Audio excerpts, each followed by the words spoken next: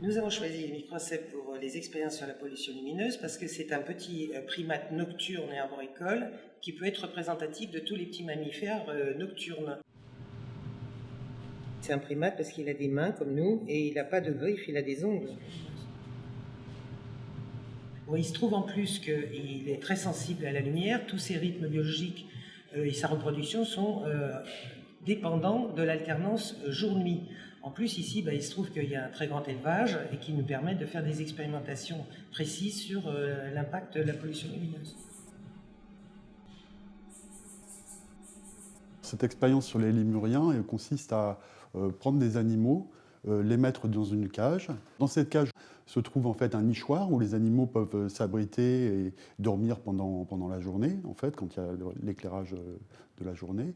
Et on a également 2 diodes, l'une qui simule l'éclairage nocturne naturel, celui de la Lune et des étoiles, et l'autre qui simule en fait la pollution lumineuse.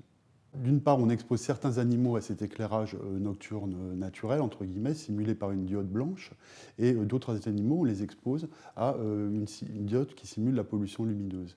Et en fait, dans ces cages se trouve un dispositif de télémétrie, et donc ces enceintes sont complètement fermées, en réalité, pendant l'expérience, et à distance, sur un ordinateur, on va collecter en fait les données d'activité locomotrice et également de température. Donc on peut mesurer les effets de la pollution lumineuse sur l'activité naturelle des animaux et également leur capacité d'entrer ou non en torpeur, de baisser leur température pendant la journée. Ces expériences sur la pollution lumineuse nous ont permis de montrer que la pollution a en fait un effet important sur le déclenchement de la reproduction et les individus, les mâles comme les femelles, ont tendance à se reproduire beaucoup plus tôt dans la saison et donc vont tomber dans une saison qui est relativement défavorable, une saison hivernale qui va être défavorable pour leur alimentation par exemple et leur reproduction. Également, ils ont tendance à se mettre en activité plus tard pendant la nuit et à rentrer beaucoup plus tôt. Donc ils ont une période d'activité beaucoup plus courte et qui est aussi défavorable pour leur alimentation. Également, ils ont plus de difficultés à baisser leur température corporelle pendant la journée, à rentrer en torpeur, et donc difficultés à économiser de l'énergie.